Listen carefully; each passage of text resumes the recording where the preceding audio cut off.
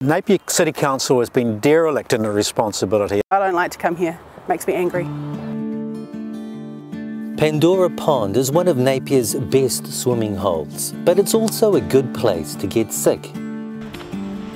February 2018, my daughter was on a school trip here and they had a great time yachting, and then they had a triathlon where they jumped in the water and they swam a bit, and in the process of that she ingested the water, and then within 2 days we began about 6 months of chronic diarrhoea, and then it just didn't stop.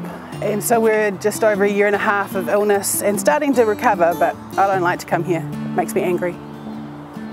Last summer, Ahuriri Estuary was again declared unsafe for swimming because faeces was in the water. It affected triathlons and forced Napier City Council to remove its splash zone inflatables.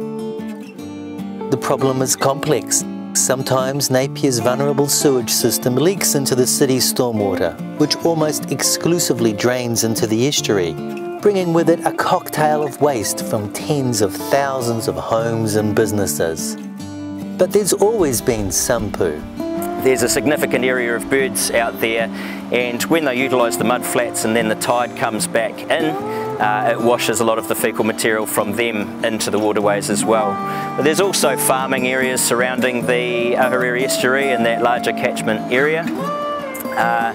And the Regional Council has carried out some faecal source testing, tracking back which types of animal the faecal source was from. During dry weather, the tests have shown that up to 90 to 100% of the faecal coliforms were sourced from avian species, from birds, and during a test in wet weather there was a finding of bovine faeces, so that's the faeces from cattle beasts. The Hawke's Bay Regional Council, charged with protecting the environment, says occasional animal faeces is just the tip of the iceberg. There are those natural contaminations occurring, and but at the end of the day, that's a smokescreen by the Napier City Council to avoid and to limit its exposure to bad press around what's happening to the estuary from our city sources, the urban spread, the wastewater that's going in there. They are the core issues. Napier drainage became an issue after the 1931 earthquake lifted 90% of the estuary. Today, whole suburbs sit on the former seabed, but the new land first required drainage, and the remaining estuary was the natural place to send it. But it still also receives pollution.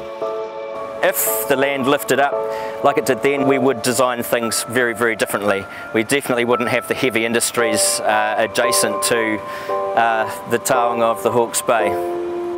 Heavy industries, such as tanneries and meatworks, are so close to the estuary their drains are tidal. Some drains hold what's called legacy pollution, from the days when Napier's waste laws were much looser. To clean them out, we have a risk that by taking off the encapsulating layer of sediment on top, we might actually produce more contaminants from doing so, and that could create more risk downstream.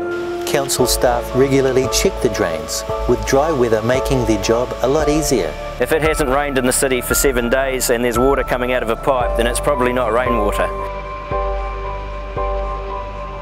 Offending drains are blocked, and there are plans to tighten the regulatory regime and encourage a shift in attitude. There's potentially been an attitude of it's always been this way, so that's okay. But with wildlife already suffering the effects of heavy metal contamination, Curtin says it could be too little, too late.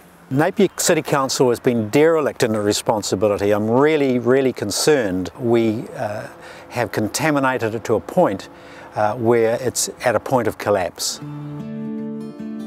Napier City Council Chief Executive Wayne Jack said he was not available to be interviewed on camera.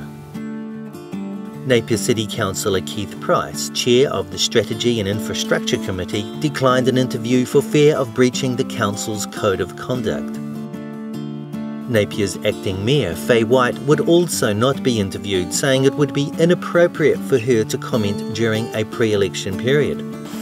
A written question to the acting mayor relaying accusations of priority given to so-called glamour projects such as the $50 million expansion of the council's aquarium was referred by the acting mayor to council staff to answer. The staff reply said only $10 million of the aquarium funding would come from council. It said there were many parties contributing contaminants to the estuary and council was working with stakeholders to improve outcomes. More than $5 million a year would be spent over the next 10 years towards improving estuary water quality. I'd like to see it spent on our estuary, for our shellfish and our fish. Estuary pollution or minimising it should be a top priority. The council's had various projects over the last 10 years that a great deal of the public have been against, and the finance that they put into those projects, even trying to work out whether they should build these projects, has cost millions of dollars. We've got this beautiful estuary on our doorstep. Name another city that's in New Zealand that's got all of this so close. We've got to look after it. We've got to allow it to be used as it traditionally was designed for. In my mind, it was the food basket for the local populace. The Maori community of Napier's always lived out of these estuaries, and the 31 earthquake interrupted a whole lot, but this is still a food basket. They should be able, as of their right, to live out of it and eat clean fish and swim in it. We must care for it. Central government's recently announced Three Waters strategy could force Napier to clean up its discharges to the estuary, or another solution may be at hand. We're proposing a wetland gets established at the base of the Piramu stream outfall, and that has the potential to become a real asset to Napier and the wider Hawke's Bay, not only for environmental perspectives but for tourism and potentially recreation as well. And while the wetland might seem like an elegant solution, there's a catch. It would attract more birds to the estuary, sitting under the approach to Hawke's Bay Airport. Patrick O'Sullivan, Local Focus.